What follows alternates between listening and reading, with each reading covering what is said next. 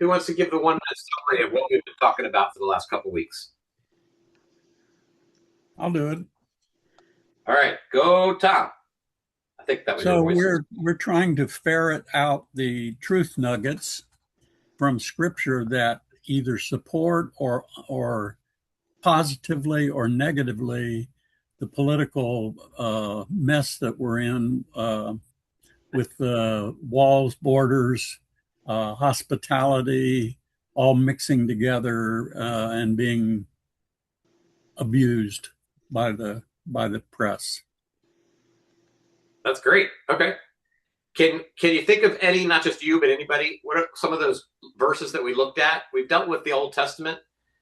I want to say we finished the Old Testament, but really we just looked at a dozen verses, and there are thousands. So, Nehemiah 6. Nehemiah 6. Okay, good. Tell me something about that if you want to. Oh, they saw God's hand in it, and so the people that were going to attack just capitulated. I don't think capitulated is the right word, but um, the enemy saw God's hand in it, and it brought, and so there's a definitive recognition that God had a part to play in the wall being completed. There you go. That's the key, not the rest of the exegesis, but that was good. You were starting to add some more stuff in there. But yeah, the point of that was, remember we had the Speaker of the House making his argument for why the wall is a biblical or a God ordained thing for us to do. We should build this wall, and it's scriptural to do it. And one of the foundational texts was that Nehemiah one, that God obviously is in favor of this. Look, he was in favor of that. God was in the building of that wall. We should also build the wall. God is in favor of it. So that was one of them. Nehemiah. Somebody's got their mute off, and we can hear some things in the background. Just FYI, I don't know who that is.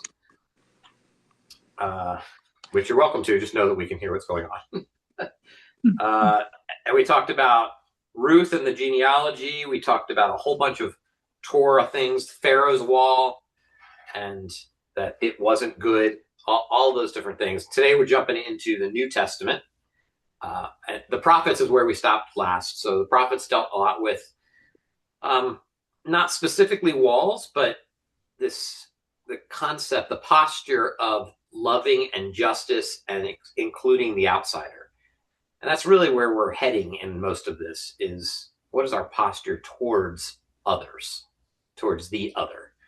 So one of the things that, especially since we started with the Speaker of the House and what he was doing there, is just to remind, like, sometimes this wall thing is it's a verse in Proverbs. You guys probably know what it is. No, it's not in Proverbs. It's in the New Testament. It's in Luke. Before you do something, you plan for it, right? Before someone builds a wall, builds a tower. Before someone builds a tower, that's what it is. Before someone builds a tower, they have to figure out what the price of it is, right? And you remember even with this wall politically, like it was a disaster. There was a lot of conversation about the price of things and somebody else would pay for it. And even before Trump was there was a lot of conversation about like, we're going to put some of the wall up. And it just was this financial difficulty. And Ken Bailey said, first century hearers, this is just to get us started. First century hearers of the tower building parable would have known exactly the kind of half-built, money ran out structure that Jesus describes. Regional embarrassments dotting the countryside. The parable isn't abstract. It's about a specific, locally recognizable kind of public failure. So this is just a call for wisdom in the midst of this before we jump into the actual texts that we're looking at. So you helped me out. I pulled out just like 3 Jesus kinds of texts that I thought were helpful. What would you say before we get into the rest of Scripture? Because Jesus doesn't talk about walls, right? He doesn't talk about like building a wall specifically. But what might help us? What might lead us to good answers about how Jesus handles this? The question of hospitality, as Tom said, or the question of immigration or justice, those things. Understanding Second Temple thought and literature would help us understand how Jesus might feel or what he means by some of the comments he makes. Okay. Do you have any specific things in mind when you say that? Oh, I don't have anything specific. I know I lean towards Enoch and trying to paint the mindset of the Jewish rabbis at the time. Um, but I don't have a particular issue in mind. I just know that a lot of times we conflate things with government uh, that may or may not have had anything to do with government. And we miss some of those nuances if we don't have any of the Second Temple context. That's fair. You're not going to have to persuade me, since almost Yeah. all my work was done in Second Temple and hermeneutics. So yeah, Yeah. I think the struggle I see is that a lot of people stop either at Calvin, Luther, or other theologians of that nature, and they don't realize there's another thought world yet out there because all they've dealt with is Calvin, Luther, Zwingli, etc. So, yeah. Let that be a warning to all of you. Please do not stop. The 17th century, 16th century, keep going. There's a lot more texts to have been found after that Calvin and Luther knew nothing about, and all of their friends. Are you asking All what right. Jesus is, what Jesus would say about hospitality or the like? Can Anything you that define that? applies to our particular thing. But like, where would Jesus go? Like, if you were to Google, what does Jesus think about the wall? What would come up? Some of you That's a are great quickly question. Googling, what would Jesus think about the wall right now?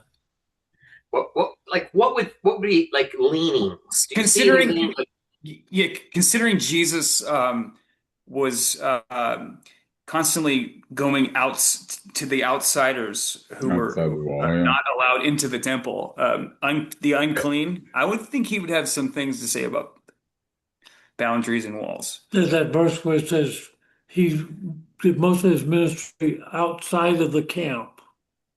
yeah, and that's great. Good points. Like that's one of my. I have three things down here, and that was one of my big ones.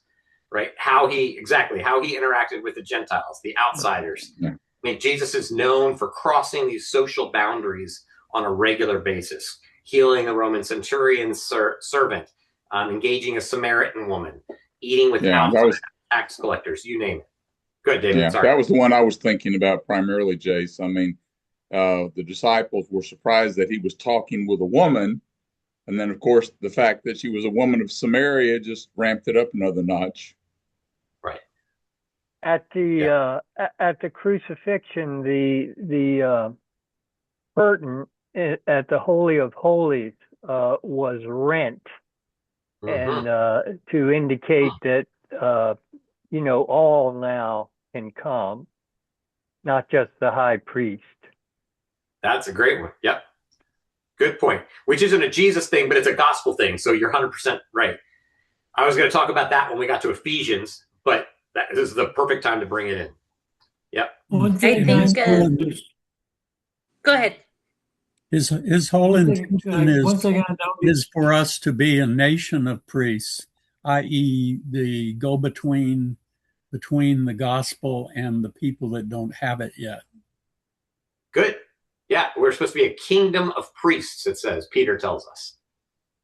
Yeah. We don't depend on the pastor to do all of the evangelism. That's right. I'm not sure that that's specifically about evangelism, but it includes evangelism, 100%. Yeah.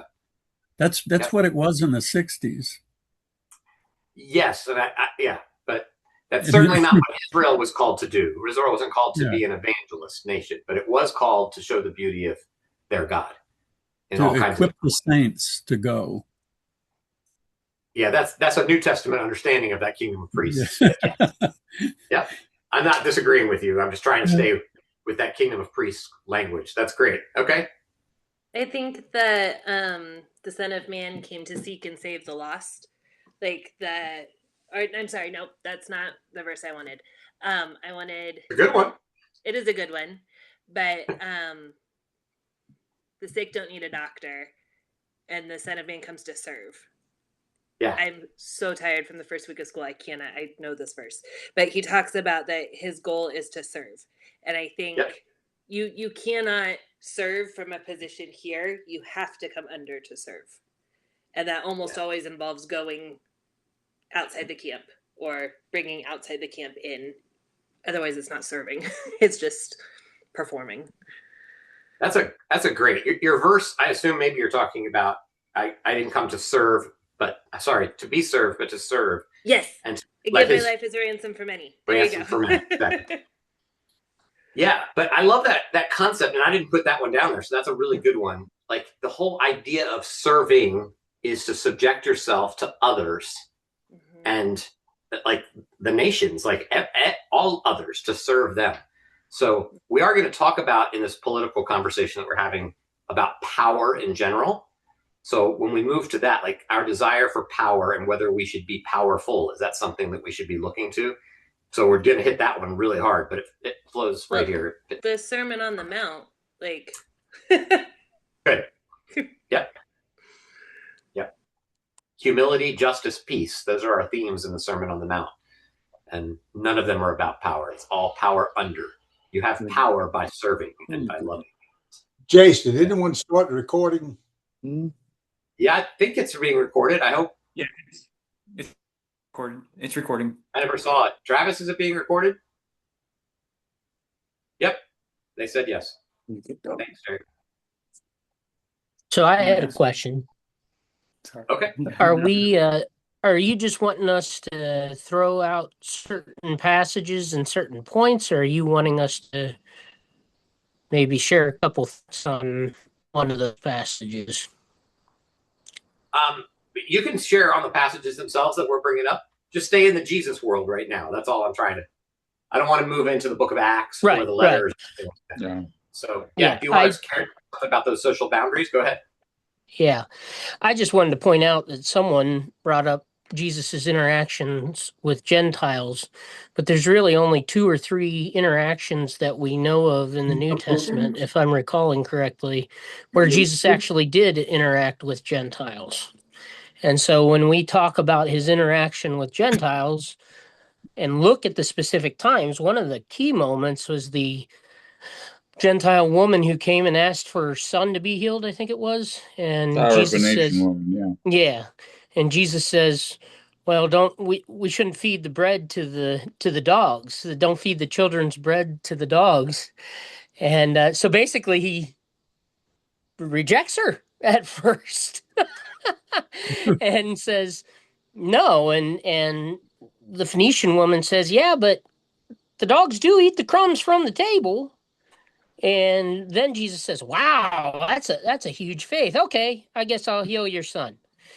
And so I think we love to talk about the compassion and the inclusivity of Jesus, but I think we got to take some historical context into play here, at least when we're talking about Gentiles. Now, we see him interacting with Samaritans, but even that is limited. His primary interaction is with his ethnicity.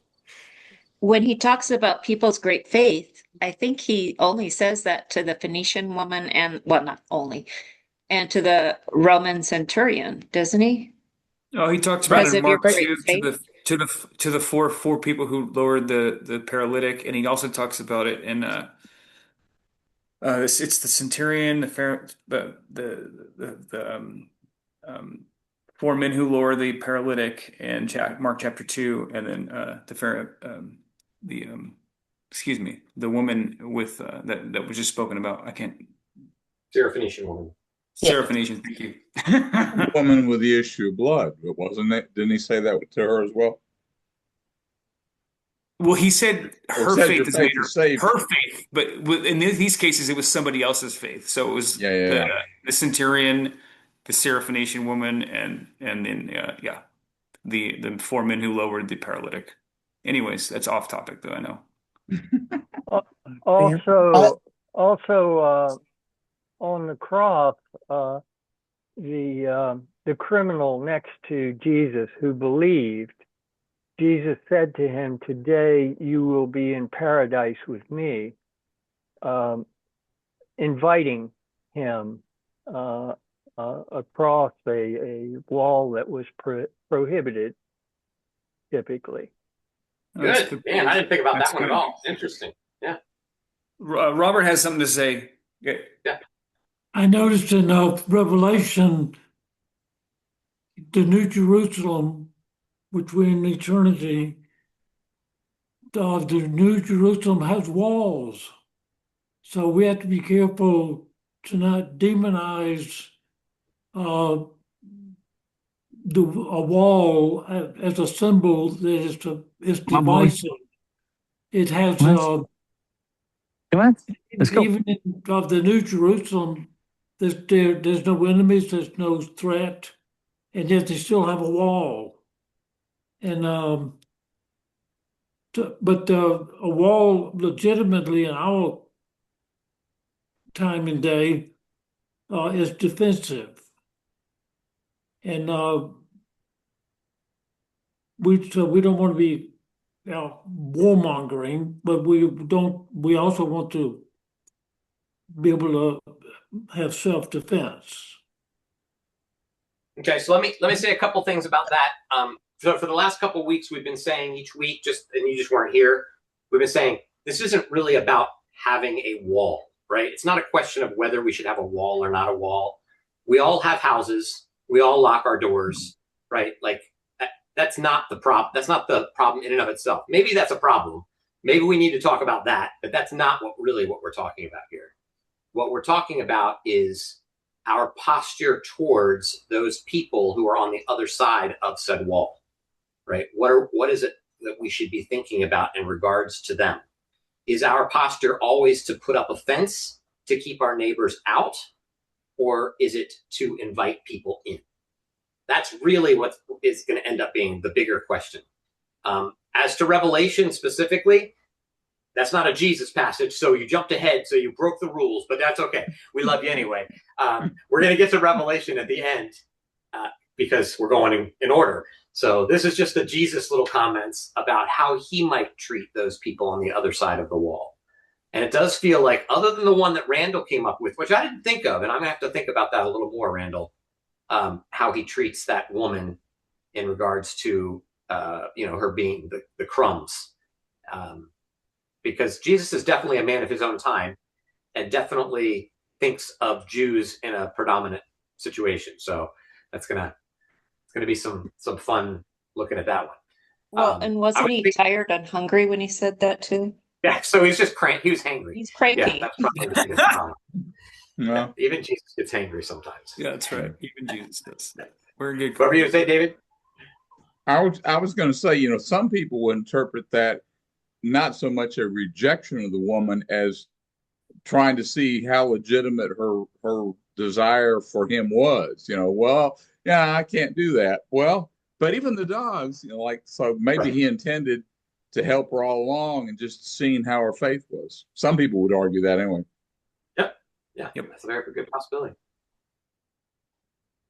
I'm thinking also of I'm just one of the squares now. His pretty repeated conversation about welcoming the stranger, and even his conversation saying, I was a stranger and you welcomed me in, and they kept saying, when were you a stranger? When were you this? And he said, to the least of these, right? If you've done it to the least of these.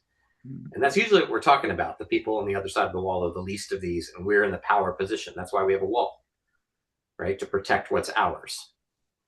So we're in the power position. So it's the least of these. And then, of course, I was thinking about the Good Samaritan.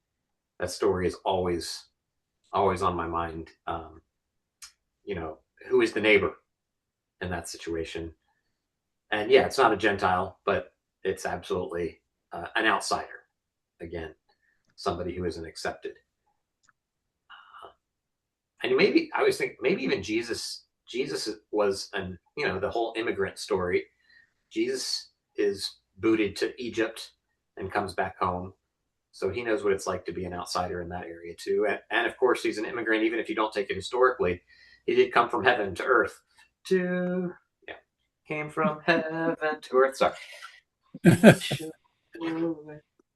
I thought about the Gerasene demoniac also is, anyways, going back to the outsiders. Yeah. He goes and heals the demoniac from the Gerasenes. Yeah. Yeah. One of the things that Jesus did in his interactions was to drive the topic of conversation toward ministry, something that we do and should do.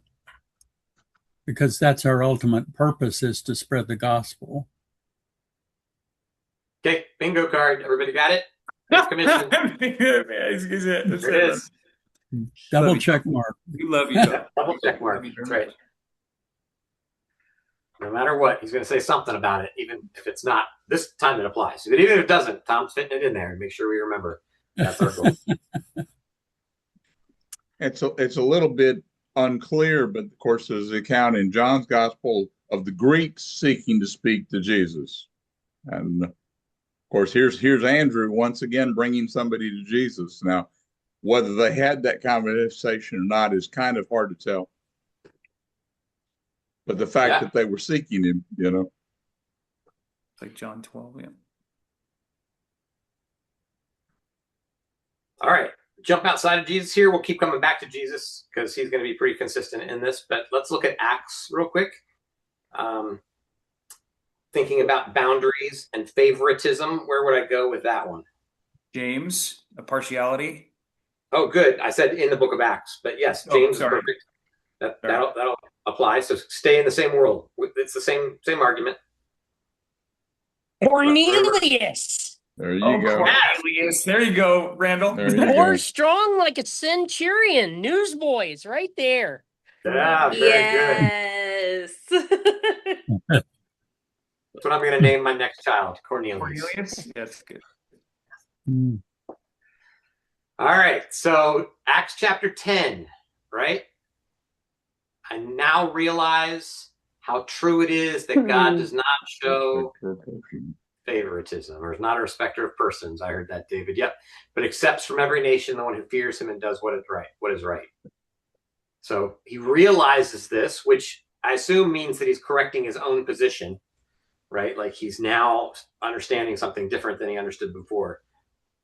And this is all immediately happened right before God says, okay, you got that? Good. Go to Cornelius, a Roman centurion, which is exactly the kind of outsider that Israel's boundary texts exist to manage, right? This is the text.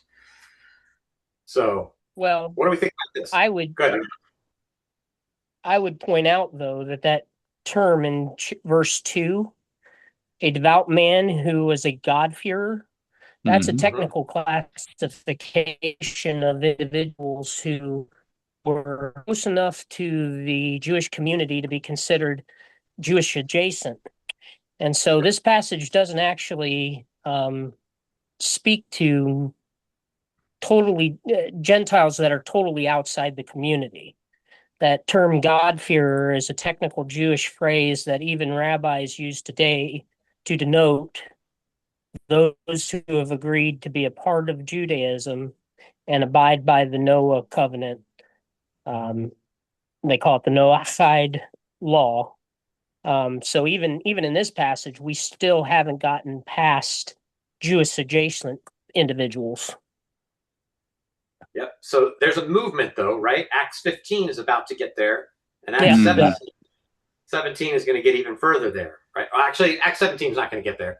Acts 17 is going to go a different direction. But Acts 15, right? So what happens in Acts 15? Jerusalem Council. That's right. And what is it they're trying to figure out in the Jerusalem Council? What the Gentiles are required to the minimum for them as believers. Yep. As far as the law is concerned, etc. Right. So we have this compromise between the leaders of the early church, and they decide on 3-ish things that they have to do in order to be in. So, yeah, the whole point, though, is that they're being pulled in. Is it a slow process? Yes, it is. Yeah. Nobody's going to quite catch on to the fact that, hey, it's bring it. And that's really what Paul is doing. I think once we get to Paul, he's going to basically say, all right, enough of this, enough. They're in. Stop making it harder than it needs to be. But we'll get to that in Ephesians, of course. I was thinking, though, even as we talk about 15 and 10, that Acts 17 passage, Acts 17:26, says, from one man he made all the nations, that they should inhabit the whole earth. And he marked out their appointed times in history and the boundaries of their lands. It's one of those verses that's basically saying, hey, there are boundaries and God marked them out. God is the one who puts borders up. How does that make all of you liberals feel? It makes me feel like it's a way. It makes me feel like it's a passage to explain why we have the things we do and to make it sound like God is in control of the world. Not that it's about the borders in particular. It's about God being in control. Okay. Well, the idea, the paradox is within boundaries we have true freedom. Because when you can just do anarchy, you can just do whatever you want, it becomes chaotic. So I think boundaries aren't a bad thing. Yeah. Okay. So even the people on the far left are saying yay to boundaries. We want boundaries. Am I on the far left? Is that what? Well, I just stuck you there with Travis. You guys both spoke at the same time. I'm okay. Yeah, You're definitely more left than some people on. I'm very much more left than some people, but yes. Since we're the far left, 106 years ago today, women got the right to vote. Sometimes it takes us a while to include everybody too. So happy women got the right to vote 106 years ago in America.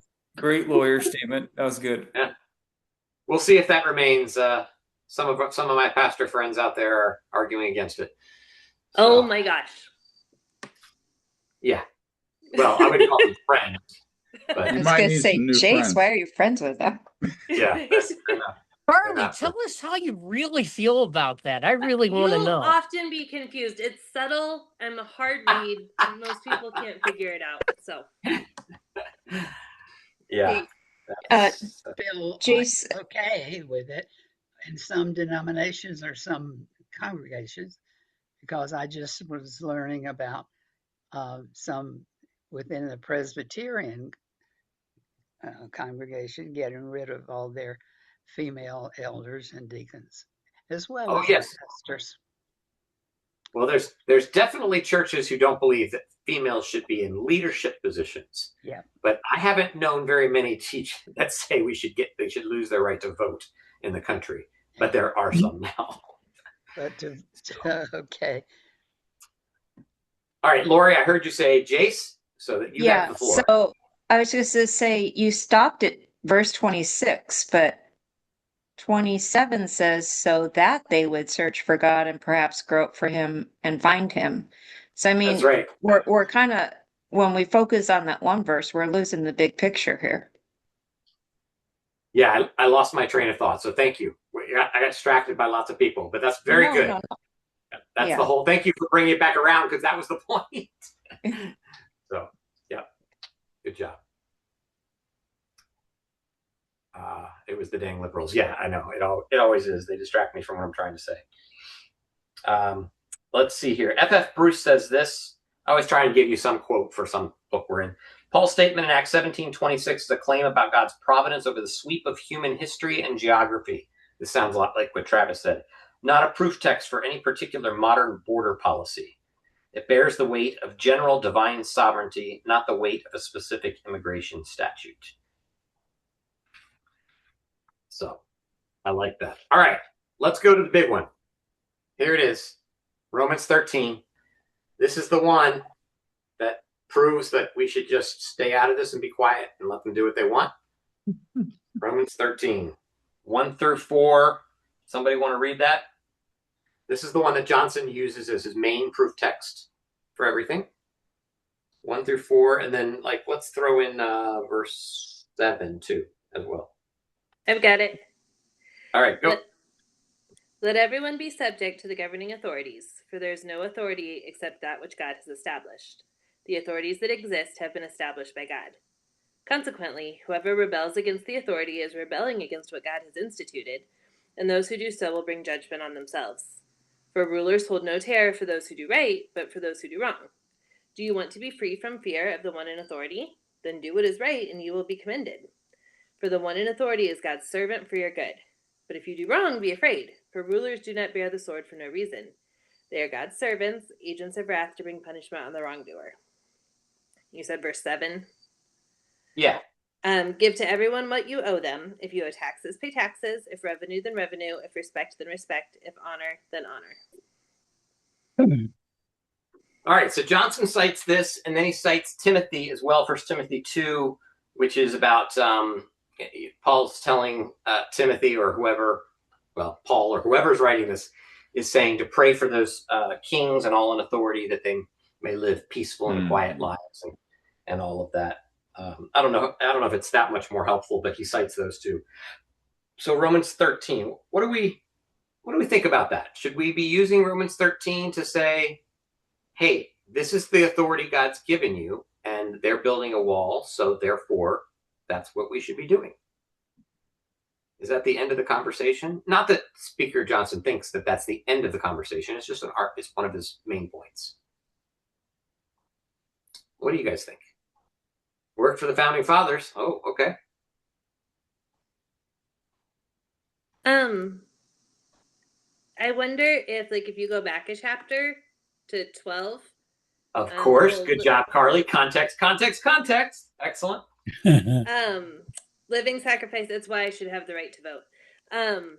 Humble service in the body of Christ. And so love and action, all these ideas that among our people, we are to be servant-hearted and love. And then let's look at a government that stands directly opposed to the movement of Christ. And hey, by the way, get along with them too. Like, wouldn't the people reading this have, it's not that many years back that they're looking for Jesus to come and overthrow the Roman government, right? And he doesn't do that, which shocks everybody. So the idea of no, we're not doing that. They're here. They've been given a measure of authority for a time. And so you should live peacefully in the land that you inhabit. Is that more what he's saying than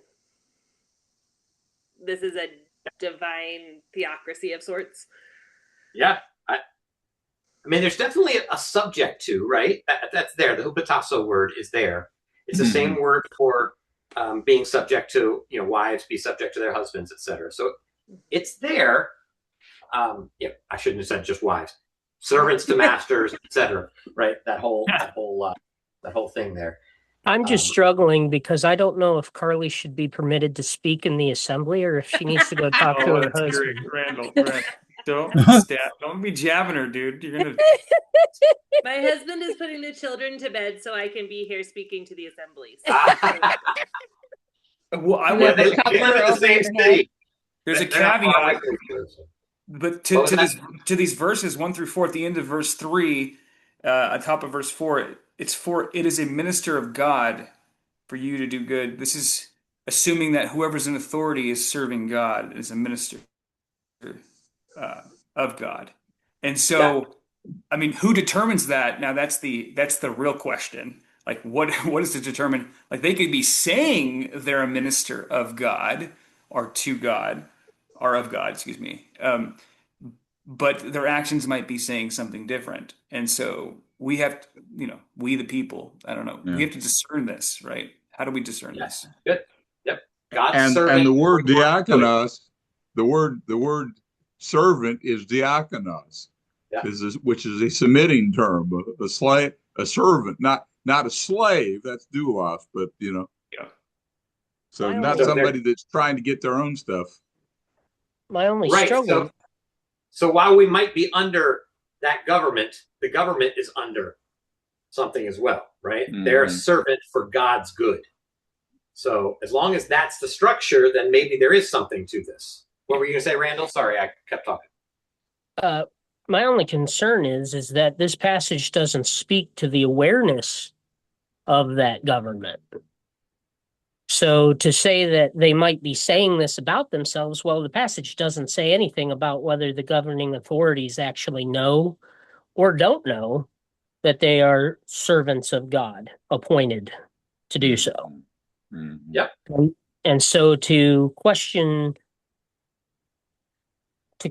submission based on how they view themselves isn't addressed in this passage, is all I'm trying to say.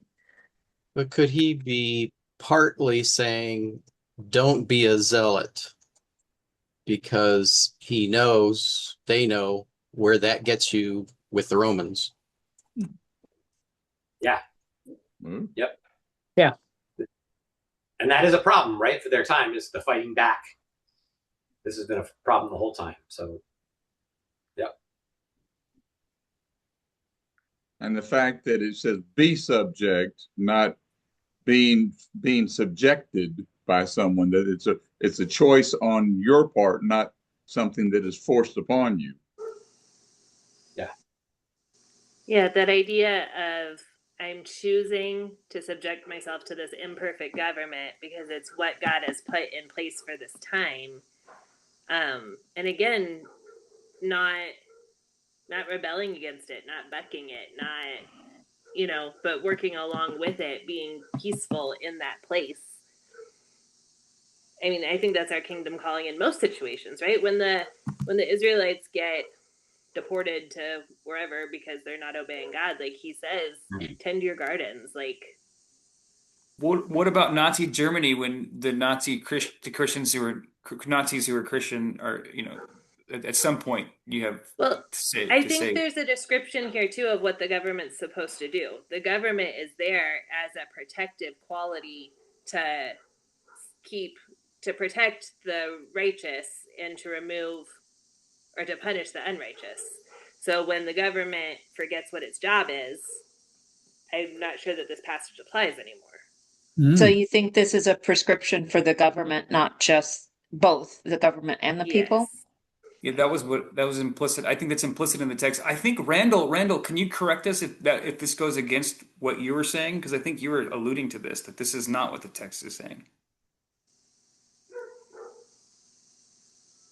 I mean, that wasn't exactly what I was getting at. I was saying, what is the government's understanding of this passage? And what I don't think Paul is speaking to whether we should respond to the government based off of their understanding of this passage.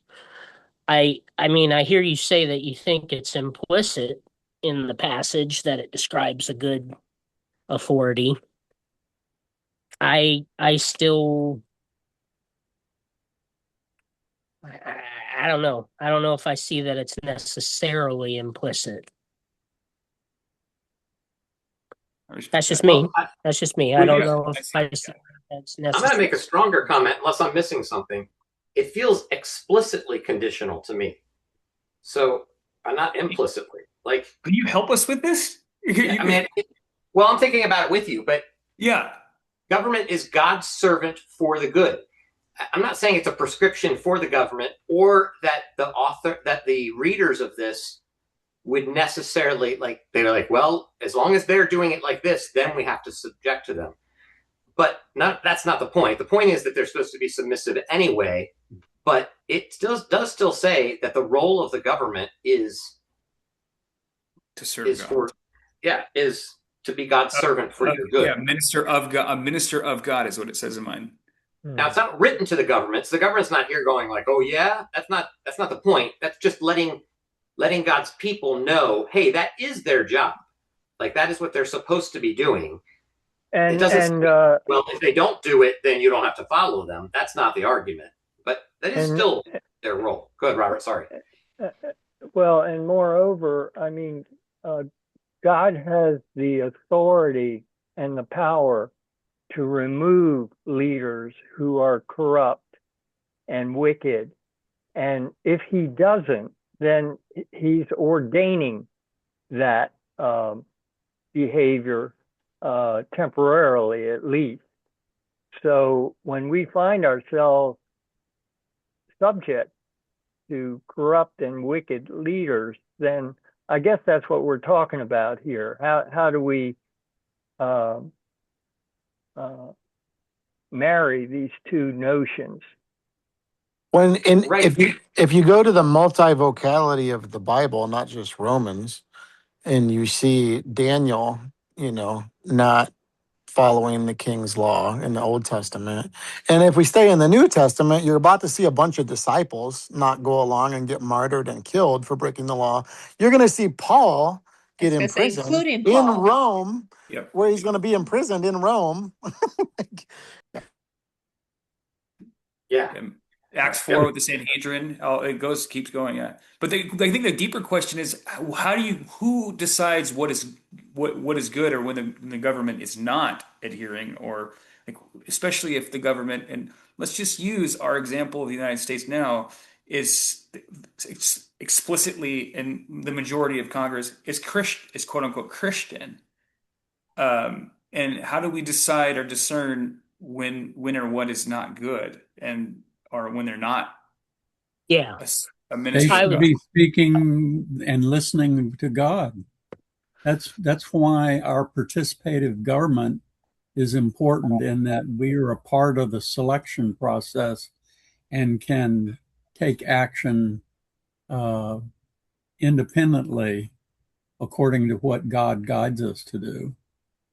So if the leader has like explicit is a convicted felon, for example, like these are, and I'm not trying to poke the bear here, but there are some things that are controversial with the current leader, and some of the things he even says are controversial, and it's just like the outright blatant disrespect, and so I know, I mean, I struggle with this myself. I mean, I have friends who are conservatives and I have friends who are liberals. And apparently to Jace, I am on the left all the way. I'm far left, but I find myself not neutral, right? But I do have a hard time. Um, I have a hard time with the current situation. So let's But on I the other hand, the other side from who you were talking about is trying to drive the country into Islamo-communism and nuke us from Iran as a surrogate slave to China. Back I don't to know. what I was saying. Yeah, back to what I was saying was, when I initially made my comment to Josh, I was, I guess, responding to whether I thought that we could take this passage and make it some accountability list that we hold people to and then choose to rebel if they're not measuring up. So I can understand what you're saying, Jace, about how there is an explicit statement about how government should be. But where I was coming from was, this is not an explicit statement that we're supposed to take this as a framework to say, well, should I submit to them or not? And I think that Josh is onto something, because who gets to determine wickedness? Okay.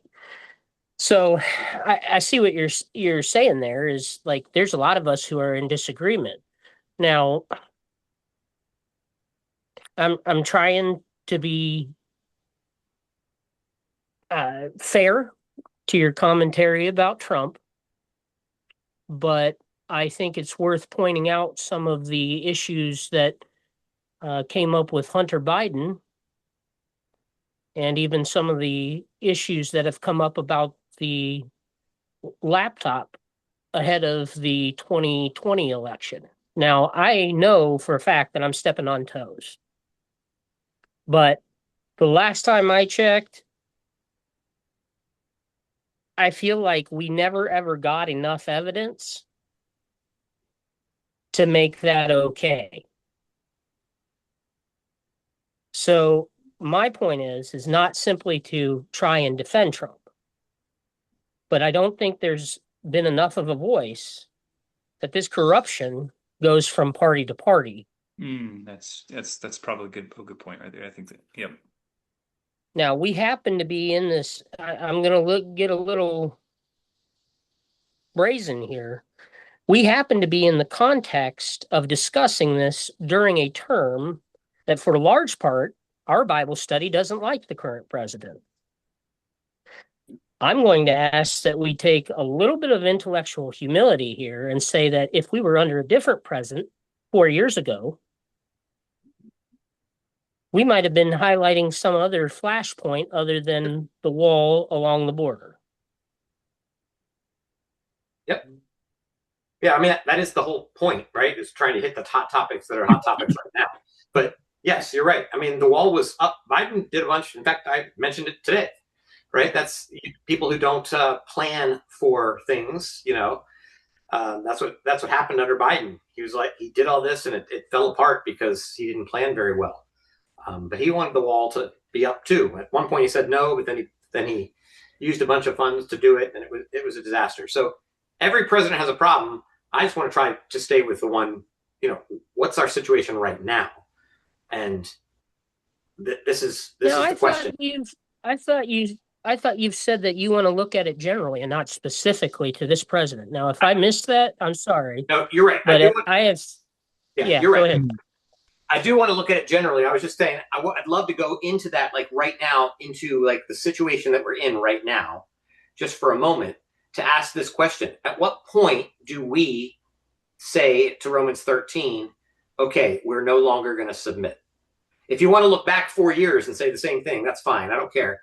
But at what point do we, like Josh was saying earlier, what about Nazi? What about, at what point do you say, all right, enough? Because somebody listed, maybe Travis, I can't remember, listed a bunch of, Daniel stands up.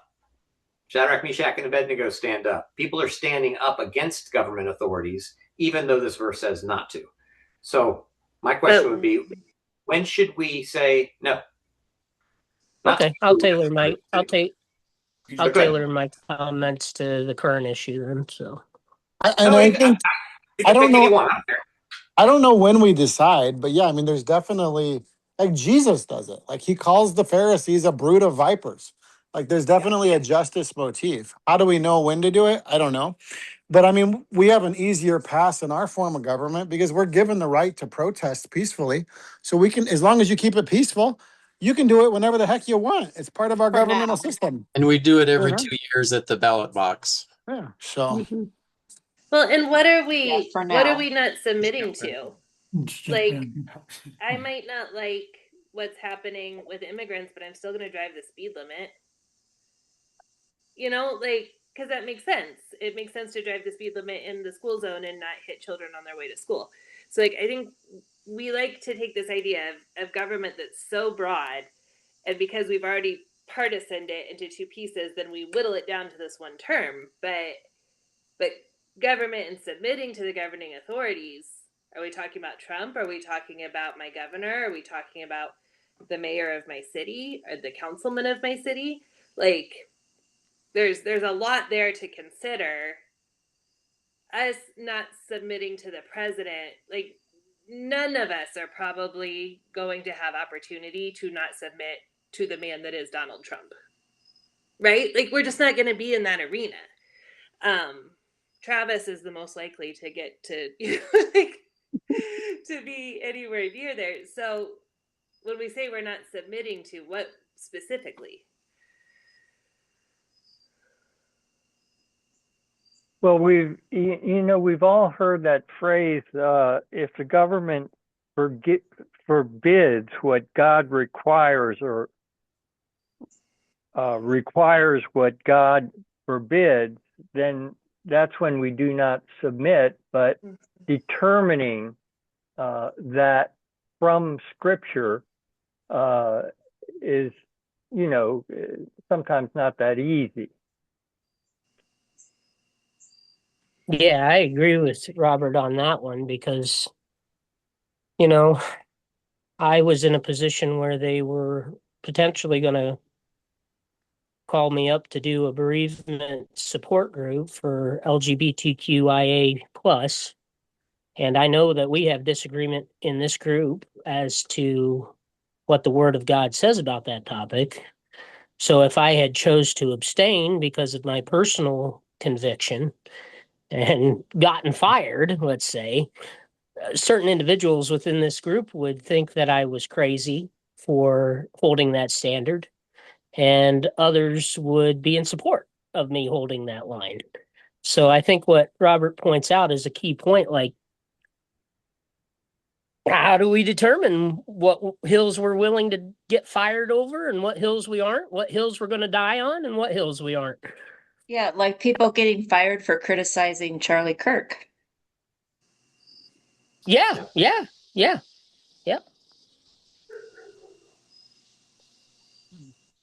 Chance, you gonna go? Robert has something to say. He's trying to jump in. We'll always have some qualms about how efficient and how wise the government is there. Now, the real question is, and this is non-controversial, we have to ask ourselves, have we been doing our fair share of praying for our government officials? Because we're told to pray for those that are in authority. And so before we spend a lot of time being critical, we should spend a little bit more time in prayer for those in leadership. And from that prayer life, we might find our way to be a little more godly in the criticisms we have also. Good advice. Yeah, I'm with you 100%. Yeah. Well said. A pastor once told me that it's hard to be mad at somebody that you're praying for. Yeah. It's true. I know from Harder, experience. I would say. Harder. But yeah. There's a book that Randall recommended to me, actually, I think originally called Disciplines of a Godly Man. There's one for godly women too, that made that point about like, it was in the context of like, if you find yourself lusting over a woman, start praying for the woman, because it's the idea that like sin and prayer can't occupy the same space. Okay. All right, let me take a step forward. I don't want to go past the immigration wall tonight, so I want to be done with it tonight and move on to other things. This is 3 weeks. So let's at least jump to Ephesians, get these last few verses in, and then we can talk about them maybe all together. Ephesians 2:14-16 says, "For he himself is our peace, who has made the two groups one and has destroyed the barrier, the dividing wall of hostility. His purpose was to create in himself one new humanity out of the two, thus making peace, and one body to reconcile both of them to God through the cross, by which he put to death their hostility." So this dividing wall is almost certainly an allusion to what they call the soreg, this barrier inside the Jerusalem temple that separates the court of the Gentiles from the inner courts. And there's archaeological inscriptions on these things. We found where they're like warning Gentiles, do not proceed any further without, you're going to be killed and stuff like that. So it is the keep them out wall. It is the number one keep them out wall. And here it is, according to Paul, Jesus saying it's gone, right? Like smashed, which is very similar to the rent curtain that somebody argued right from the very beginning, right? That we can come all the way in. So, yeah, okay. So it's not being renovated. It's not being replaced with something else. It's being completely smashed. So here's 1 John 2. We'll do 1 John and then we'll do Revelation and then bring up our final conversation here. So 1 John 4 says, "There is no fear in love, but perfect love drives out fear. Because fear has to do with punishment. The one who fears is not made perfect in love." I thought about this, and I want to bring this up now because we're talking about at what point should we disagree with the government. And I immediately, as you guys were talking about that, I wasn't thinking about Hitler and stuff. I was thinking about ICE agents coming into my church. Okay, and I'm not necessarily against immigration control enforcement. I think it's fine. I think it's run rampant. That's my own personal beliefs, but that's pretty normal. Like, feels like everything is okay and then becomes extreme, right? But what would I do? Because we have we have 4 churches that meet in my building, and 3 of them are immigrant churches. They're foreigners. So what would I do in these kinds of situations? And I just want to, I feel like a lot of this is based in fear. And that concerns me. It concerns me that there is such fear mongering going on, that there seems to be a desire for fear in order to win. And the Southern Baptists, one of my groups, is very much moving towards resolutions affirming lawful immigration enforcement. They're trying to find the good things in that, which is fine. Lawful sounds good to me as well. I like lawful, but it feels like we've gone beyond that. So, what do you guys think about this no fear? To me, this is one of my main concerns with our current government. And I have concerns with every government that's come in. So that's just part of normal. Also with every pastor that's taken over a church, including myself, I've got concerns with. So it's not that big a deal to have concerns with people. But if fear is the thing, and that seems like it's, I don't know. That feels like the big thing is pushing this fear idea. That's one of my big concerns. Perfect love drives out fear. Why are we so afraid? And I do want to go back to Josh's point that he made last week, I think, or maybe the week before, of, well, if the ideal is to be open and to be loving and to be like, come in, why don't we try something other than shoot people in order to get them to obey or stop them? Or I just wonder if it might work if we actually had conversations more with people. And maybe that's completely naive, but so is the Sermon on the Mount, let's be honest. Pretty naive Jesus to think that it would. So the final one is Revelation. And Robert brought this one up earlier. Revelation 21, the great high wall with 12 gates, 12 angels at the gates. On the gates were written the names of the 12 tribes of Israel. The wall of the city had 12 foundations, and on them were the names of the 12 apostles of the land, of the Lamb. So yeah, there's a wall, right? Revelation has a wall. Also, a few verses later, the nations will walk by its light, and the kings of the earth will bring their splendor into it. On no day will its gates ever be shut, for there will be no night there. The glory and honor of the nations will be brought into it. Nothing impure will ever enter it, nor will anyone who does what is shameful or deceitful, but only those whose names are written in the Lamb's book of life. Now, let's be careful when we start interpreting this. This is not an actual city, right? It doesn't even make sense. If you just follow Revelation, none of it really makes any kind of sense. It's metaphor. It's using imagery in order to create something, right? I mean, if you're like, well, this is heaven. Okay, well, then who are the people outside the city? Like, are they, these are the bad guys, but they can't come in unless they're pure. It doesn't fit heaven. It's an image of something, of safety within the walls, and everything is good and all that. But the gates are never shut, right? So there's always access to God's place in some way or another. There's no national, no ethnic, no whatever keeping people out. Because, according to Revelation 5, with your blood you purchased them, right? From every tribe, tongue, nation, whatever the others are. It's all of that. So I think that's the ones I wanted to touch on most importantly. I want to go back to your comment on fear, because if most people's fear is death or fear of losing something they have or own or not getting something they want, if that is eradicated because we have we're conscious of our salvation. So like someone like Saint Francis of Assisi, could go into the Sultan and not fear death or any type of temptation. He tries to give him any woman he wants. He says, "Well, I've taken a vow of celibacy." He tries to give him all the money he can't. He's taking a vow of poverty. He's like, I can't get this guy. But this is going back to the idea of why do we lock our doors? Like if we have death has been defeated, and we're supposed to be compassionate to the outsider. I think we I only know my Western ideology, so it's hard for me to even get out of it. But I can imagine a place, and maybe it's like heaven, where there's no fear, right? Imagine that. And we would live differently.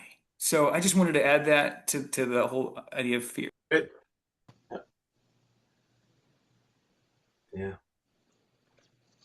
Fear is interesting because of what it does biologically, I think. So like trying to keep people afraid, which I think is very much a tactic of our spiritual enemy, but also of physical, I wouldn't want to say enemies, but like governments, institutions. Fear keeps you in a state of fight or flight. And so you don't make good decisions there. Like wisdom doesn't respond to fear. Wisdom moves out of love.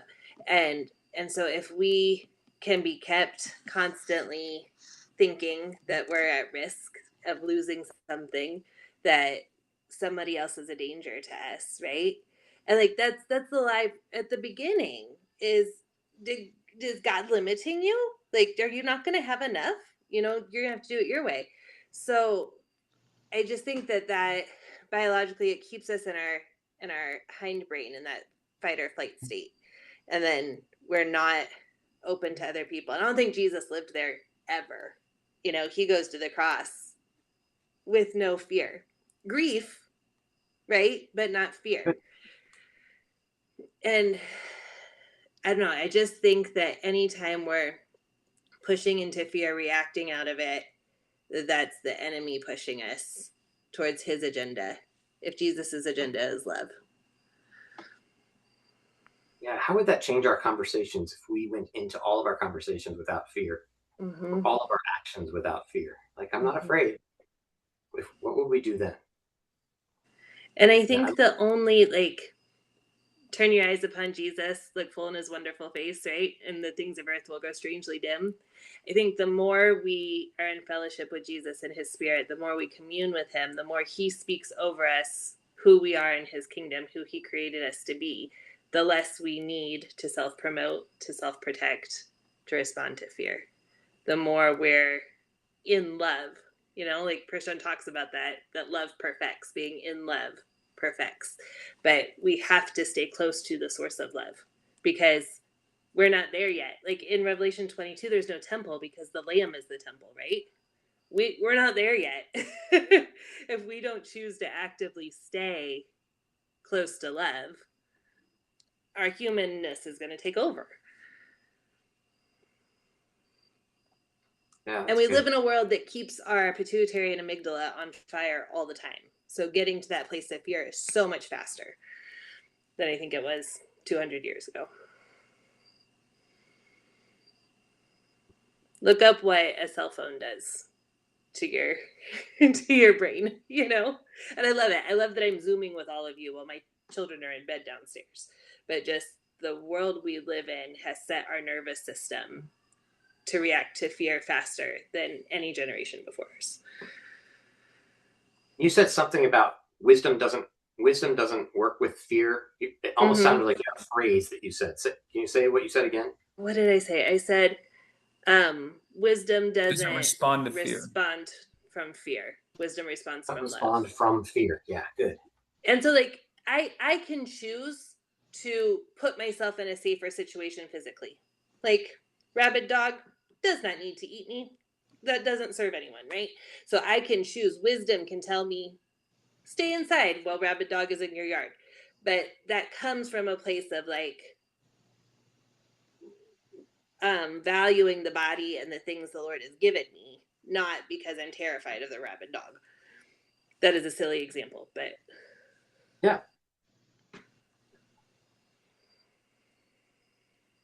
So the question of whether we would, Romans 13, whether we would submit, whether we would, at what point we would rise up and say enough is enough,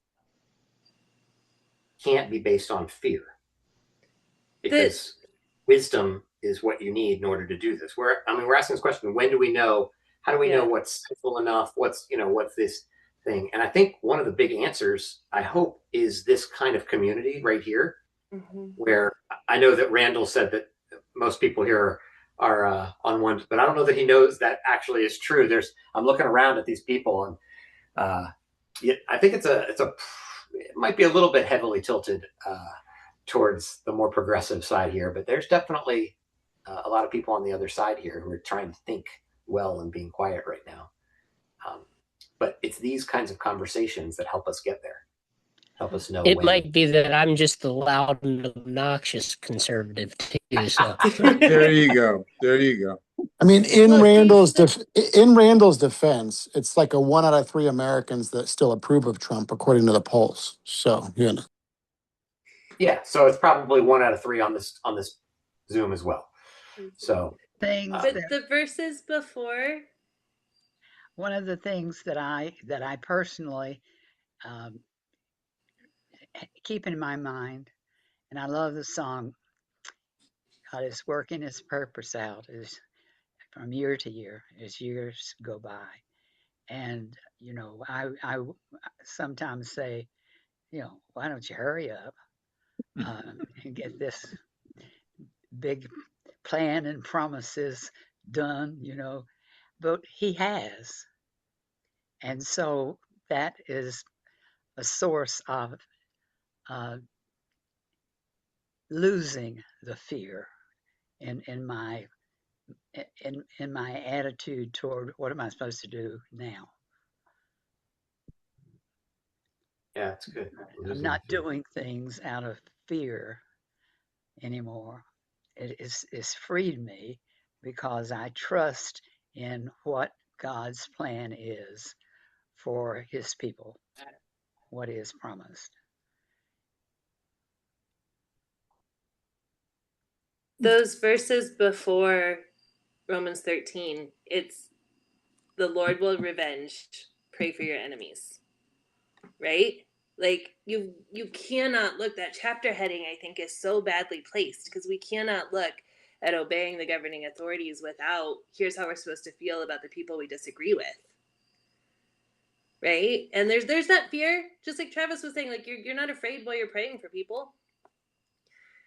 And while you're loving them and trusting that God will bring about justice. The forums where you're used to be able to do this kind of thing are disappearing, and so lots of times people get their information from the source they choose, which is bias. So we have the polarizing of with polarization. And so this is exactly what Professor Broadhurst was talking about. We need more of this because even though, and I'm not going to show you my hand, but even though I may disagree with some of you on here, I still love you. You're still and I know you. I know who you are. I know you have your intentions, or I have a good idea of. I know you love Jesus, and it's a great thing to talk about, and we don't have to agree on everything. So. I get my news from the Babylon Bee. Oh my gosh. No, please don't say that. Yeah. Well, I think Carly nailed it. You look at the verse right before it. Do not be overcome by evil, but overcome evil by good. Now, if you've got that attitude, how's that going to shape how you react to your government, to everybody? Well, and the greatest commandments, love the Lord your God, love your neighbor as yourself. And if I see my government not loving my neighbor, I'm going to say something about it. When human rights are not taken into account, just power and money, that's corrupt. And I'm not gonna bow down to that. And that's every government we've ever had for the entirety of your life.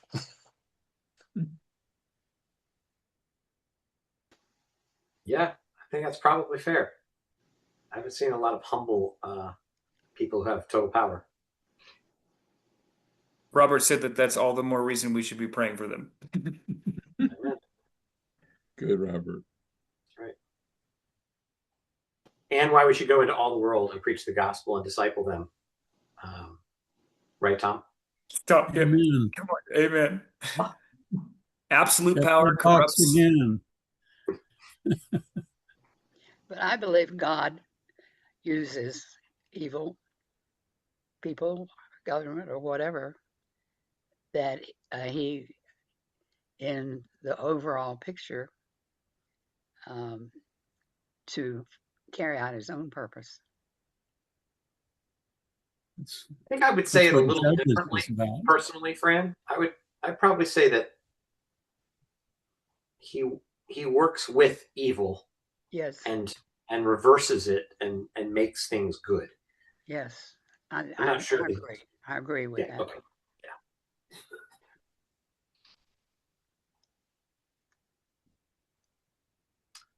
I mean, what Fran's saying is kind of talking about what many people would call his permissive will. You know, he allows this person to be in power. Yeah. How we respond to him. Well, and another way to look at that is he is trying to persuade us with love, but I don't know that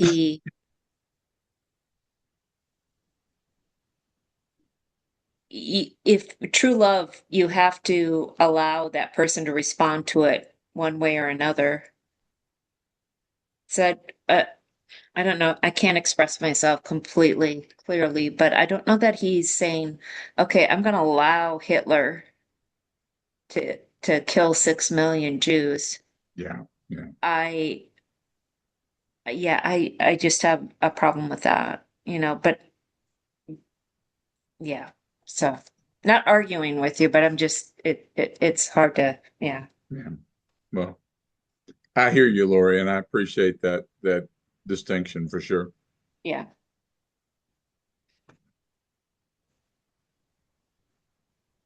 All right, it's 9:13. There's a pause. I'm gonna take that pause as a chance to wrap it up. We can keep talking, of course, but we're supposed to close in 2 minutes anyway, and I never end on time, so we'll stop it now and then keep having the conversation.